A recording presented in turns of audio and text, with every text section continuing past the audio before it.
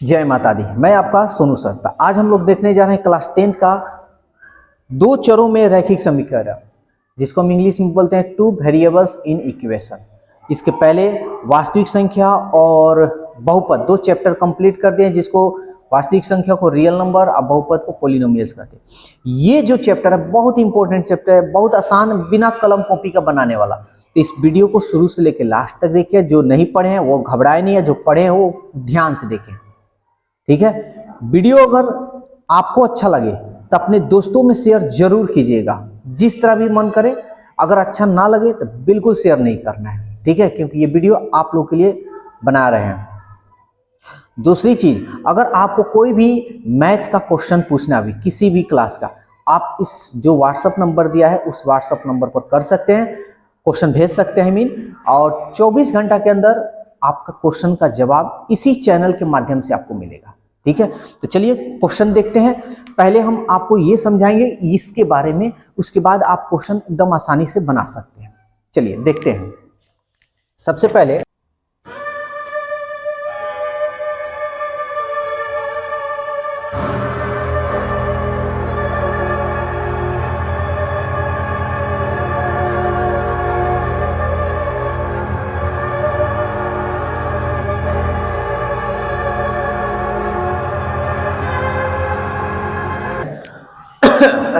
ऐसे दो समीकरण आपको मिलेंगे, इक्वेशन मिलेंगे ऐसे।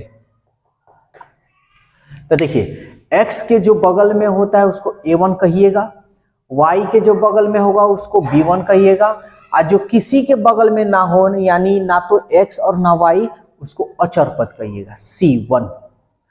उसी तरह समीकरण आपका दो समीकरण होगा, जिस तरह ये बताया है ना, उसी तरह x के बगल में होगा a2, y के बगल में होगा b2 और अचर पद होगा c2। अब कोई कहेगा कि सर a1 किसको कहेंगे, b1 किसको, ऐसा कुछ नहीं है। आपको दो समीकरण, किसी में a1 किसी को a2 आप मान सकते हैं, उसमें कोई नहीं। अब मान लीजिए इसको a1 मान सकते हैं तो इसको a2 मानिए, ठीक है ना। चलिए अब हम ये फॉर्मूला, यही तीन फॉर्मूला का इसमें खेल है, और उसके बाद ये चैप्टर खत्म। तो समझते हैं, ये ध्यान में रखिएगा, जब a1 बाई a2 का मान b1 बाई b2 के मान के बराबर ना हो, यानी बराबर नहीं हो, तो अगर इस तरह अगर आपका टेबल बनता है तो आप उसको कहते हैं ये कि संगत हल है। कौन सा हल है भाई? संगत। या इसको ना कहकर आप कह सकते अद्वितीय हल है, या इसको ना कहकर कह सकते प्रतिच्छेद करती है, या इसको कह सकते अविरोधी। यानी जिसका हल होगा उसको हम अविरोधी कहेंगे, जिसका हल नहीं होगा उसको विरोधी। विरोधी मतलब रोकना, ठीक है, यानी आगे बढ़ भी नहीं करेगा। अविरोधी मतलब ना रोकना, यानी उसका हल है तो होगा ही होगा। a1 बाई a2 बराबर b1 by b2 not equal to c1 by c2, यानी ये दोनों बराबर हो और ये बराबर नहीं हो, तो इस सिचुएशन में आप कहिएगा कोई हल नहीं है, या असंगत हल है। हल नहीं तो असंगत हल। समांतर है, विरोधी, विरोधी का मतलब हल ही नहीं, आगे बढ़वे नहीं करेगा तो विरोधी, ठीक है। ये ट्रिक हम बता रहे हैं, पूरा डीपली इसका ट्रिक चाहिए, पूरा डीपली, तो आप मेरे प्लेलिस्ट में जाइएगा, उसमें पूरा वीडियो इस सब का बना हुआ है। a1 बाई a2 ये भी बराबर है b1 बाई b2, ये भी बराबर है c1 बाई c2। अगर सब बराबर रहे तो घबराइएगा मत, उसको कहिएगा कि इसका सर ढेर हल होगा, यानी x और y का मान बहुत सारा हो सकता है, अनंत हल। अनंत हल यानी हल होगा तो इसका मतलब संगत होगा। संगत मतलब, या इसको समपाती भी कह सकते हैं, जैसा जवाब वैसा, आपको जैसा क्वेश्चन होगा वैसा जवाब देना है, या इसको अविरोधी कह सकते हैं। ये जो तीन गो टेबल आपको याद रखना है अच्छी तरह से, उसके बाद कोई दिक्कत नहीं होगा। चलिए अब आपको क्वेश्चन बताते हैं, आपके यहां पे लिखा हुआ है, इसको ध्यान में दीजिएगा। यहां आपका क्वेश्चन है, आप क्वेश्चन पर ध्यान दीजिए।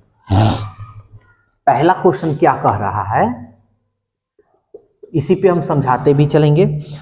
यदि रैखिक समीकरण युग्म संगत है, सॉरी असंगत है, तो असंगत देखिए किस में है, ये असंगत है, तो उसे निरूपित करने वाली रेखाएं क्या होगी? निरूपित करने वाली रेखाएं क्या होगी?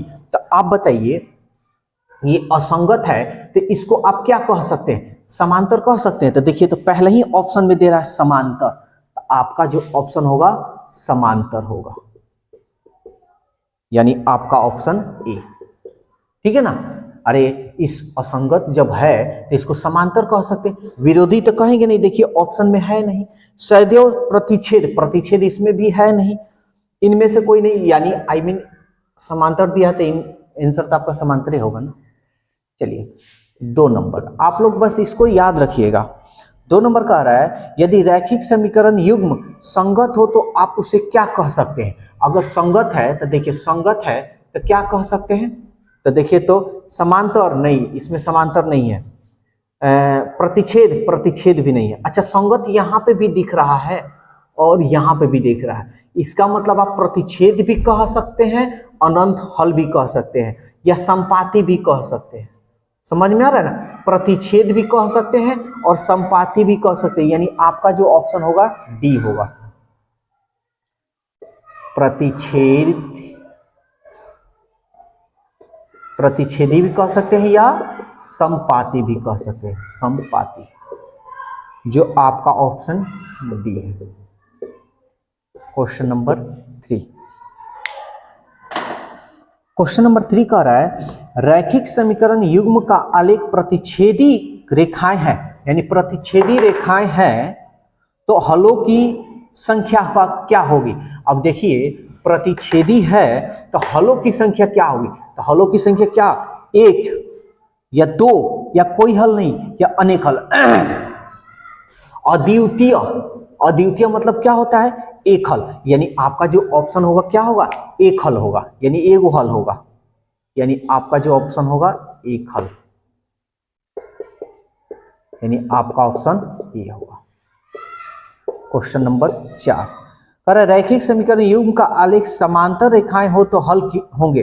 अब बताइए समांतर होगा, देखिए तो समांतर किसमें है, समांतर होगा तो कौन हल होगा, कोई हल नहीं। देखिए इसमें दिखाया रहा है कोई हल नहीं, यानी आपका option C.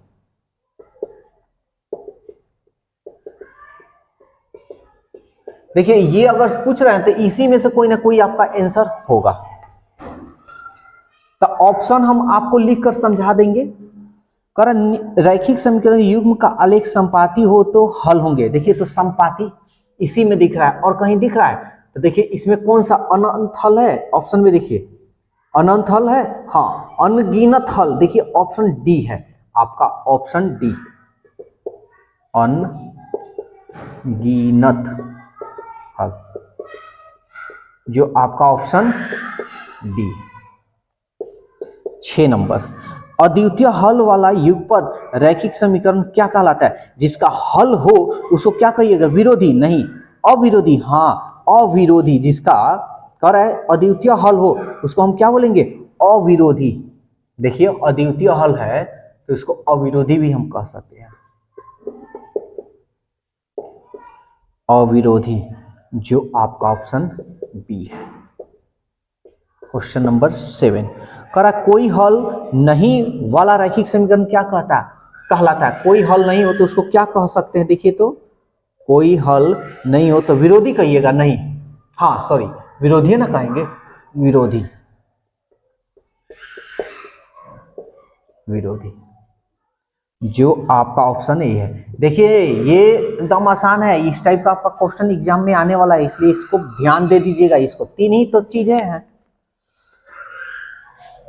7 number sorry 8 number कह रहा है रैखिक समीकरण युग्म का अनगिनत हल हो तो क्या कहलाता है, तो अनगिनत हल होगा तो उसको आप क्या कहिएगा, अविरोधी। देखिए अविरोधी, जो आपका ऑप्शन बी है। ऑप्शन इधर लिख दे रहे हैं क्योंकि इधर जगह कम है। युगपत समीकरण अविरोधी कहलाते हैं, अविरोधी क्या कहलाता है, देखिए तो अनंत, संगत, संपाती, यहाँ पे भी है प्रतिच्छेदी, प्रतिच्छेदी, अद्वितीय और संगत। तो देखिए ऑप्शन क्या आपका मिल रहा है, 9 नंबर। 9 नंबर में प्रतिच्छेदी, हाँ प्रतिच्छेदी है आपका। फिर क्या है, समांतर, समांतर, समांतर इसमें नहीं है, इसमें देख लीजिए तो समांतर है नहीं है। फिर कह रहा संपाती, हाँ देखिए इसमें, यानी दोनों में मिल रहा है, ये दोनों में, तो आपका ऑप्शन यहां दिया है प्रतिच्छेदी या संपाती हो, यानी ऑप्शन डी। 10 नंबर, युगपत समीकरण विरोधी। यानी अब देखिए आप लोग को अब क्वेश्चन दे रहे हैं, आपको ज्यादा क्वेश्चन नहीं दे रहे हैं, हम आपको क्वेश्चन 2 दे रहे हैं, आप लोग इसको बना लीजिएगा। अब हम क्वेश्चन नंबर 11 नहीं बल्कि हम 12 बताते हैं।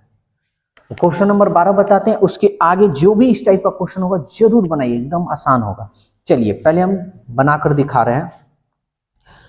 के किस मान के लिए 4x प्लस के वाई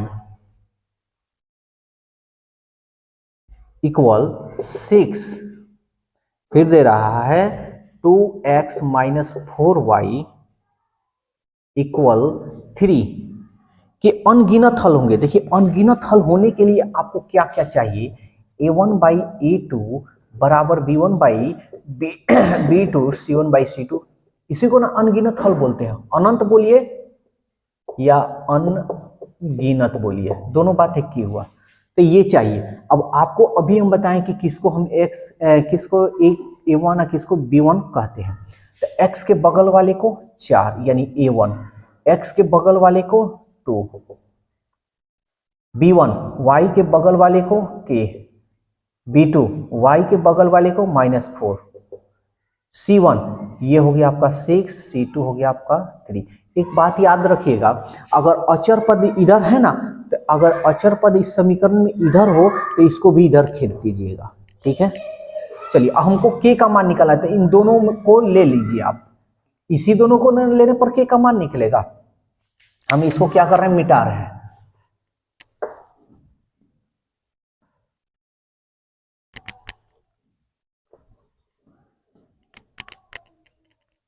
अब देखिए k का मान निकालना है ये, तो इसको कैसे सॉल्व करेंगे, 2 दूनी 4 है ना, तिरछा तिरछी गुना कर देंगे, 4 दूनी 8 -8 इक्वल k, इसलिए k का मान क्या आएगा भाई, -8। एक क्वेश्चन और बता रहे हैं और इसके आगे आप लोगों को क्वेश्चन बनाना है, कमेंट्स कर कर पूछना है, नहीं बने तो जवाब देना भी है आपको, क्वेश्चन पूछ लेना है, ठीक है ना। कमेंट्स के जरिए आप लोग जो भी आपका क्वेश्चन होगा पूछ सकते हैं। एक और क्वेश्चन बना देते हैं और इसके आगे आप लोग बना लीजिएगा। इसका जो 12 का है, 12 का ऑप्शन बी है भाई। कितना नंबर था, 12, अब ये 13 कह रहा है 2x plus 3y equal 5, 4x plus की y इक्वल 10। तो कह रहा है अनंत हल हो तो k का मान, इसके आगे आप सब क्वेश्चन ये बना लीजिएगा। अनंत हल, तो अनंत हल होने के लिए a1 by a2 b1 by b2 यही अनंत हल है, ये c1 बाई c2, ठीक है ना। चलिए बनाते हैं। a1 का मान देखिए 2 है और a2 का मान 4 है, b1 का मान 3 है और b2 का मान k है, बराबर c1 का मान 5 है, c2 का मान 10 है। हमको k का मान निकालना है, तो देखिए मन करे तो इसको ले लीजिए, मन करे तो इसको लीजिए, इन दोनों में से किसी को आप ले सकते हैं, कोई अंतर नहीं, आंसर आपका सेम आएगा। तो हम किसी को ले लेते हैं, क्या करते हैं, इसी को ले लेते हैं, चलिए इसको ले लेते हैं, ठीक है।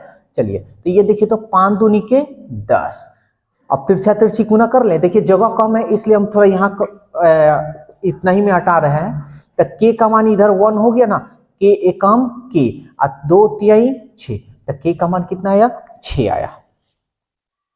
13 नंबर, 13 का 6 यानी ऑप्शन सी है। तो बस 13 तक ही हम रहने दे रहे हैं।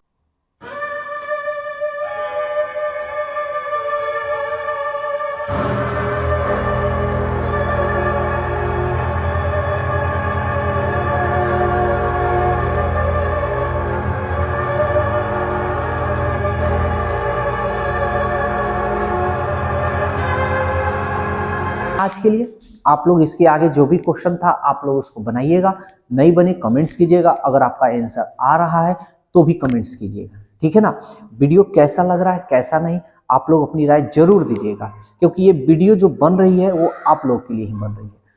वीडियो अगर अच्छा लगे तो अपने दोस्तों में शेयर कीजिएगा, अगर अच्छा ना लगे तो मत कीजिएगा, लेकिन हाँ अच्छा नहीं लग रहा है तो उसका प्लीज़ एक कमेंट्स जरूर कीजिएगा कि क्यों अच्छा नहीं लग रहा है, क्योंकि ये मेहनत बस आप लोग, मान लीजिए हम मेहनतें करें और आपको फायदा ही नहीं हो तो मेरे बनाने से क्या फायदा। ठीक है ना।